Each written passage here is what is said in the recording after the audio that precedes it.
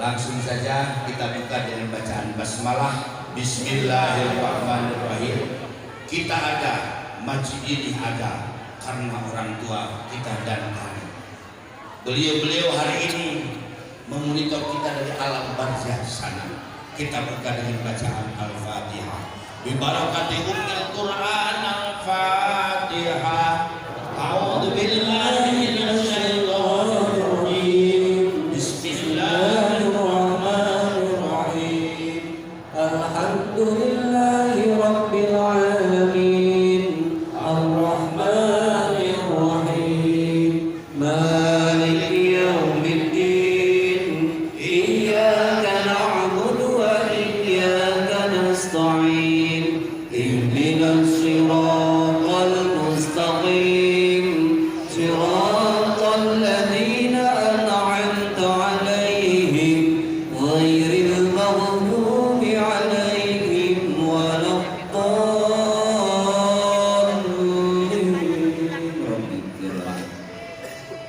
Bapak Anis sedikit bahwa Masjid Agung ini satu-satunya masjid negara di tingkat kabupaten kota yang tanahnya bukan tanah negara.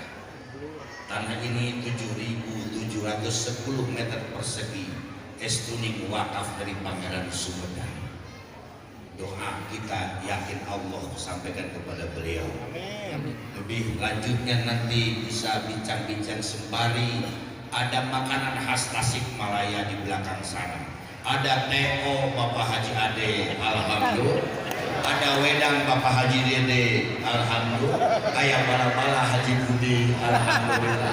Kita dengarkan sekarang Bapak Haji Anies Baswedan, disilakan.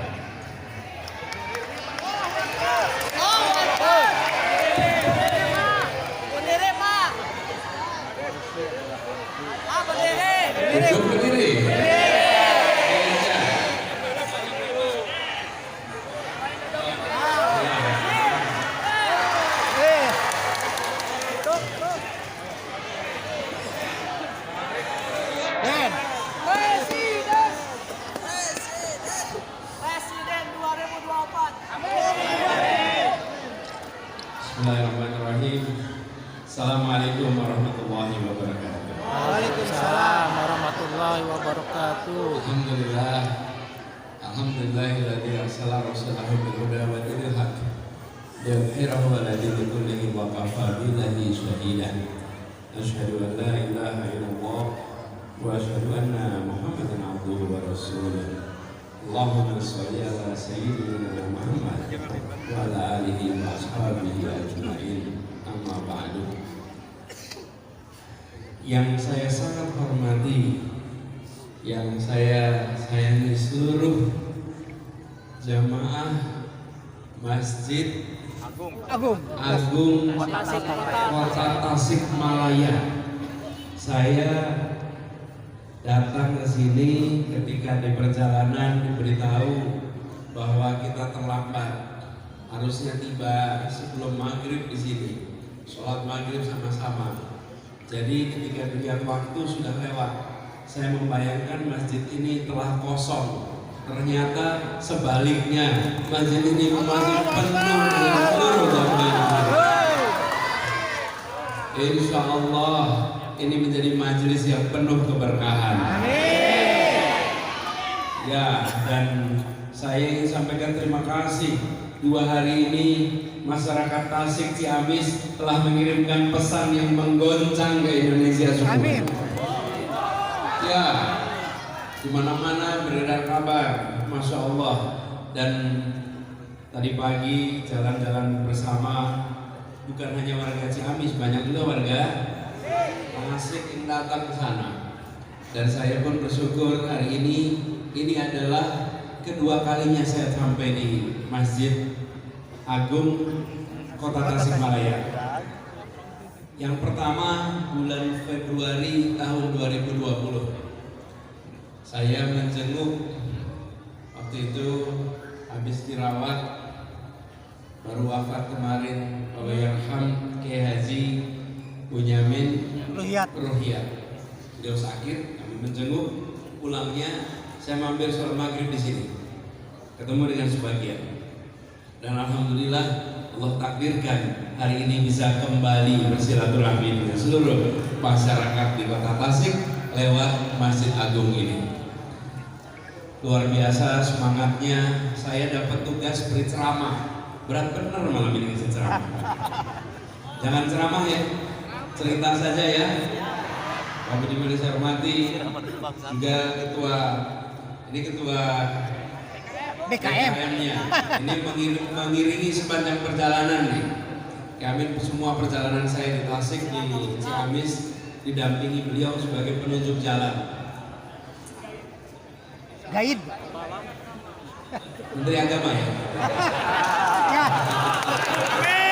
Amin. Amin. Ini pilpres perasaan masih jauh. Wah, sudah dekat. Iya. Serasa 1 bulan lagi. Ya. Yang di sini ingin perubahan atau ingin tetap? Ingin perubahan atau tetap? Bersama Anies. Insya Allah kita memang menginginkan perubahan. Inna Allah la yughayyiru ma biqaumin hatta yughayyiru ma bi anfusihim. Kita menginginkan perubahan dan kita tahu perubahan itu tidak datang otomatis, betul? Harus diikhtiarkan. Tidak berubah nasib kita kalau kita tidak ambil tanggung jawab dan kita tidak berjuang, maka perubahan itu tidak terjadi. Insya Allah yang di sini akan membawa perubahan.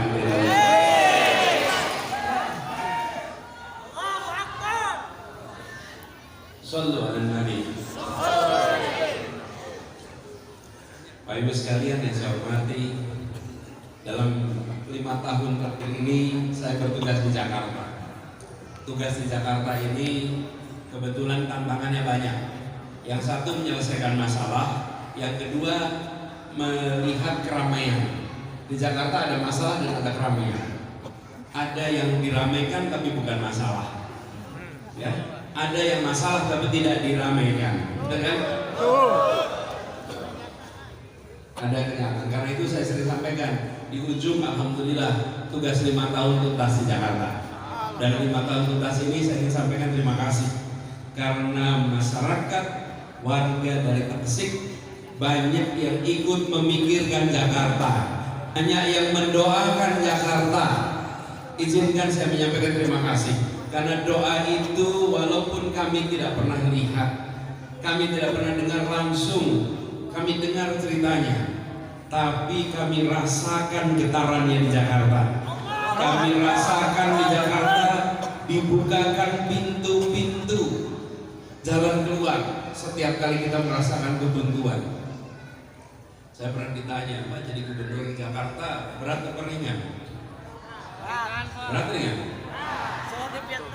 Saya jawab begini, jadi gubernur di Jakarta itu besar urusannya, tapi insya Allah tidak berat. Kenapa? Berat ringan perasaan. Berat ringan itu perasaan. Biar urusan Jakarta berat buatmu, aku bawa saja urusannya, gitu ya. Tapi begini, yang berat itu bukan pada tanggung jawab gubernurnya, yang berat itu terima amanatnya, betul? Dan saya ini merasa beratnya itu. Kenapa Mas? Ini saya ceritain. Kemanapun pergi, hari ini saja berkali-kali saya alami, kemanapun pergi, pasti saya ketemu dengan orang yang begini. Salaman, saya bilang, Pak Anies, saya pergi ke Jakarta tahun 2016. Pak Anies, saya pergi ke Jakarta tahun 2017. Pak Anies, saya ikut jagain TPS. Pak Anies, saya ikut doakan. Pak Anies itu kemanapun perginya, kemanapun perginya, selalu temu dengan orang yang bilang saya mendoakan. Dan Bapak sekalian, saya tidak pernah merencanakan jadi gubernur. Saya tidak pernah daftar jadi gubernur. Saya ini pada tanggal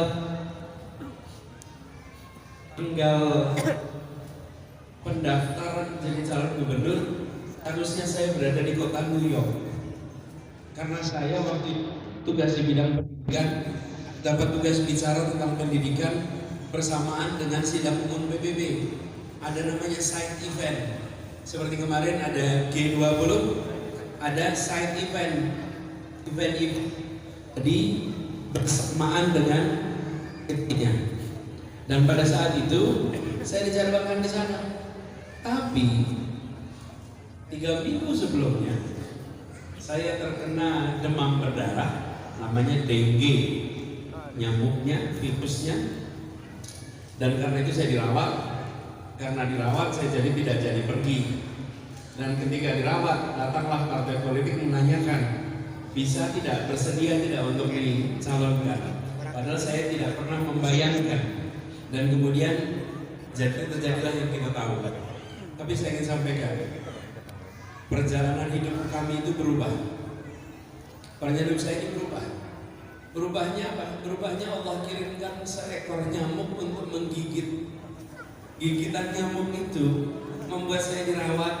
Dan karena dirawat, saya jadi terbawa urusan Jakarta. Sehingga urusan Jakarta dibawa amanat ngurusin Jakarta.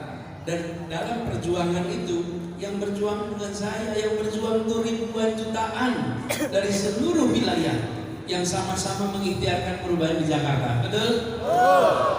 Itu yang saya sebut sebagai amanah. Amanah inilah yang saya sering rasakan. Masya Allah, amanah ini terasa sebagai sesuatu yang berat. Tapi alhamdulillah, berkat doa dari semua, Allah izinkan satu demi satu yang menjadi tanggung jawab bisa tertunaikan dengan baik di Jakarta. Alhamdulillah. Jadi saya bersyukur itu selesai. Nah, ketika itu bersyukur selesai, ternyata di ujung ada tugas baru lagi sekarang. Dulu itu baru lagi. Bapak-bapak Ibu, saya sampai dengan sekarang ini bukan anggota partai manapun. Dan partai yang sekarang mendukung saya itu dulunya bukan partai yang mendukung saya di DKI. Betul? Pada ingat kan? Enggak dulu.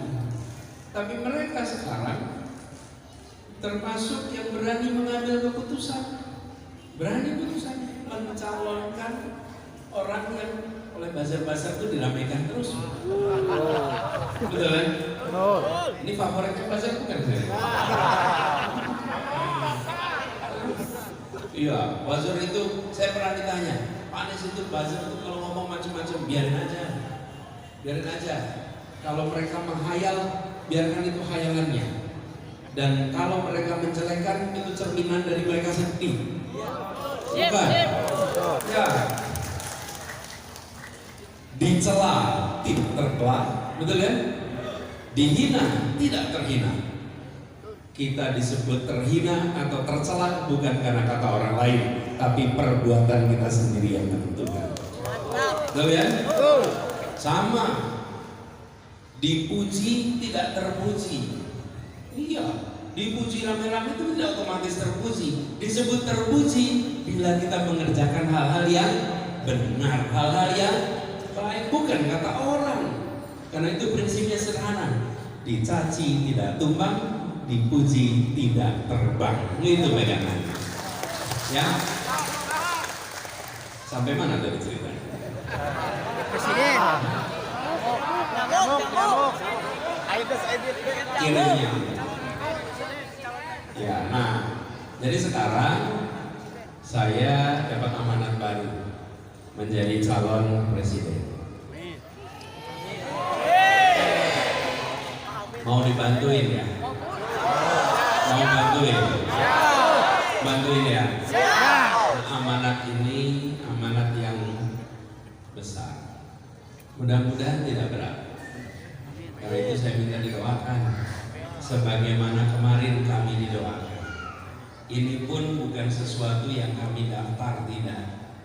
Ini adalah sesuatu yang kami terima dan saya sampaikan dengan rendah hati.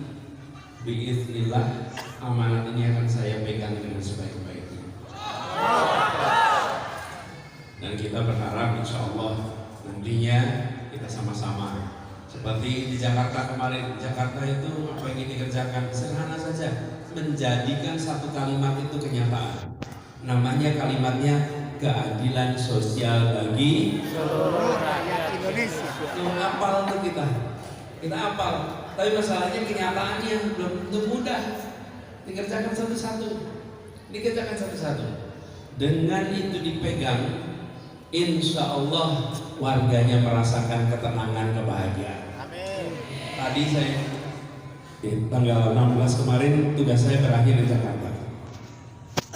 Seminggu sebelumnya itu ada perpecahan dengan warga-warga Jakarta.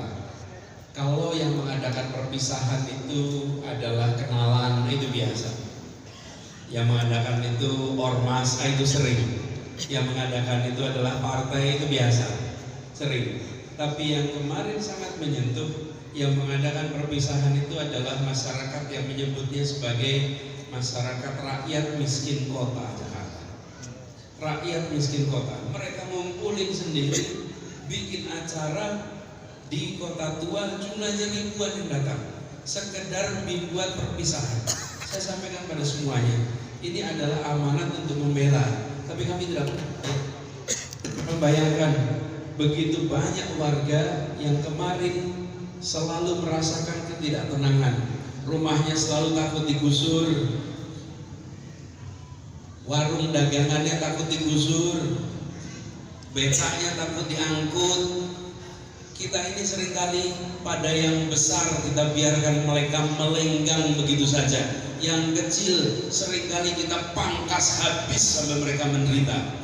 Di Jakarta alhamdulillah kita balik itu. Yang besar melanggar kita akan tegasin, yang kecil melanggar kita cari itu. Pelanggaran itu ada beberapa jenis. Ada melanggar karena keserakahan, betul? Melanggar keserakahan itu kalau sudah raksasa, dan melanggar itu karena keserakahan. Dan kedua, melanggar karena kebutuhan. Ada tidak orang melanggar karena kebutuhan? Ada. Nah, kita ini harus bisa membedakan ini melanggar karena serakah atau melanggar karena butuh. Beda. Kalau yang melanggar karena serakah, maka hukum harus diterapkan tanpa ada toleransi sedikit pun. Karena dia serakah. Tapi kalau orang melanggar karena kebutuhan, maka selama kebutuhannya tidak dipenuhi, maka dia akan terus-menerus melanggar. Betul? Bayangin kebutuhannya tidak terpenuhi, kebutuhan hidupnya, lalu mereka cari cara untuk bisa hidup. Betul? Nah, yang begini ini gak bisa sekedar pakai aturan, harus dikasih jalan keluar. Contoh, tadi saya ceritakan di Jakarta tuh punya tanah milik negara katanya. Saya ini kadang-kadang kalau dengar kata tanah milik negara itu mikir, negara ini siapa yang bikin? Bener gak? Tanah milik negara. Waktu saya cek, milik siapa? Milik BUMN. Oh, BUMN. Jadi saya tanya, dulu BUMN beli tanahnya? Enggak. Kalau nggak beli dari mana? Bukan. Warisan dari perusahaan Belanda. Terus perusahaan Belanda beli sama siapa? Perusahaan Belanda tuh datang ke garisin aja, ini tanah milik saya, ini tanah milik saya, rakyatnya diusir, kayak gitu kan? Bener nggak? Memangnya Belanda datang ke sini permisi? Tidak, mungkin datang ke sini beli tanah. Tidak, diambil semua tanah itu. Terus dibilang ini milik kami. Ketika kita merdeka, dinasionalisasi, tanah itu pindah menjadi tanah milik negara. Nah, sekarang rakyat tinggal di tanah itu, rakyat kecil. Jadi saya sempat pikir, rakyat kecil tinggal di tanah. Bukankah tujuan kita merdeka itu supaya mereka bisa merasakan kebebasan dari rasa takut, kebebasan mendapatkan rasa tenang, kebebasan dari penderitaan. Betul? Terus, jadi ketika kemudian mereka justru tidak merasakan itu, kita harus cari jalan keluar. Tapi masalahnya kami ini pemerintah provinsi, bukan pemerintah pusat. Pemerintah provinsi apa yang kita lakukan? Itu kampung-kampung yang tanahnya bermasalah karena dianggap tanah negara, kami berikan terobosan yang belum pernah terjadi sebelumnya. Apa itu? Semua bangunannya diberikan IMB kolektif. Pernah tahu IMB kolektif? Nggak ada, karena Bapak kalau punya IMB kan satu rumah kan? Ya. Kalau ini IMB-nya 1 RT 1 IMB. Wah, 1 RT 1 IMB atas nama ketua RT. Kenapa IMB itu penting? Begitu punya IMB, PLN bisa masuk. Begitu punya IMB, air minum bisa masuk. Mereka bisa dapat izin usaha, mereka bisa dapat kredit, hidup mereka langsung berubah ketika mereka punya IMB. Dan ya sudah, soal tanahnya bukan kami yang bisa memutuskan, karena itu wilayah pemerintah pusat. Tapi soal izin bangunan kami putuskan. Banyak yang protes. Saya bilang silakan aja digugat secara hukum. Selama secara hukum ini tidak bisa digugat, maka mereka punya IMB. Akhirnya ratusan kampung di Jakarta sekarang mereka hidupnya tenang karena mereka punya IMB. Dan ini adalah kampung yang miskin, yang di bawah, yang biasanya kita bilang tanah negara, kita datang, kita usir mereka dari tanah negara. Bapak sekalian, saya sering sampaikan, ingat ya, ketika Republik ini didirikan, yang berjuang paling depan itu mereka yang berada di paling bawah. Mereka yang sanggup untuk bertempur, mereka yang sanggup untuk menghibahkan nyawa. Dan sekarang kita harus memberikan kesempatan yang di bawah jangan terus-menerus menderita di tanah yang merdeka. Nah, alhamdulillah itu dijalankan. Saya ingin ceritakan pada Bapak sekalian bahwa Bapak Ibu ikut mendoakan, ikut memberikan kepada kami kepercayaan. Insya Allah amanah itu dijaga sebaik-baiknya kemarin. Dan alhamdulillah sudah tuntas. Nah, sekarang saya memulai perjalanan baru nih. Di perjalanan baru ini tantangannya tidak kecil, tantangannya lumayan besar. Tapi insya Allah kita semua ingat, la yughayyiru ma biqaumin, la yukallifu nafsan illa wus'aha, laha ma kasabat wa 'alaiha ma kasabat. Itu yang saya bilang. Allah tidak akan memberikan beban yang kita tidak sanggup. Kita tidak akan dikasih beban. Jadi saya berharap pada semuanya doakan agar amanat ini bisa dipegang dengan baik. Doakan agar amanat ini bisa dituntaskan dengan baik. Dan ini perjalanan rame-rame, bukan sendirian. Saya tadi sering bilang, memang yang pegang mikrofon di acara ini cuma satu nih. Semuanya dengar nih, tapi ini bukan Anies ya. Yang menentukan bukan Anies, yang menentukan petugas sound system di belakang sana. Kalau itu petugas sound system makin sound systemnya selesai, nggak ada lagi. Yang menentukan yang masang podium nih, yang nyiapin karpet, yang memastikan listrik nyala, mereka semua. Itu yang saya bilang, mereka adalah pejuang-pejuang yang tidak terlihat. Kita ingin buat perubahan di Indonesia, yuk kita kerja sama-sama, yuk kita bangun sama-sama. Yang berdiri di depan mau satu orang, tapi yang bekerja semua orang. Saya berharap Ibu sekalian yang di Tasik doakan agar perjalanan ini diberikan kemudahan, agar perjalanan ini diberikan keridhaan, dan insya Allah misi yang kita emban bisa terlaksana. Dan ibu bapak semuanya juga diberikan kesehatan, diberikan keberkahan, diberikan kemudahan, dan insya Allah yang di sini bahagia maju dan yang di Indonesia merasakan hal yang sama. Saya ingin sampaikan terima kasih sudah hadir pada malam hari ini. Saya bersyukur sekali kita akhirnya bisa berjumpa. Biasanya jarak jauh saja, betul ya? Kepengennya foto sama semua, tapi kelihatannya nggak mungkin sama semua. Nanti kita foto jarak jauh ya, foto sama semuanya. Saya ingin titip sampaikan pesan pada keluarga, pada tetangga, bahwa amanat yang sedang dititipkannya akan dipegang dengan sebaik-baiknya, dan ajak semuanya untuk bagian dari yang mendorong perubahan di tempat kita. Siap? Buat semuanya terima kasih. Sampaikan salam dan khusus kepada DKM Masjid Agung Kota Tasikmalaya. Terima kasih sudah menyiapkan tempat ini sehingga bisa silaturahmi. Ini bukan perjumpaan terakhir. Insya Allah kita diberi umur panjang. Insya Allah kita bisa berjumpa lagi. Dan insya Allah nantinya pada saat kita jumpa lagi, kita akan bisa merasakan Indonesia yang lebih baik. Insya Allah. Terima kasih buat semuanya. Terima kasih buat bapak-bapak, buat ibu-ibu. Terima kasih semuanya.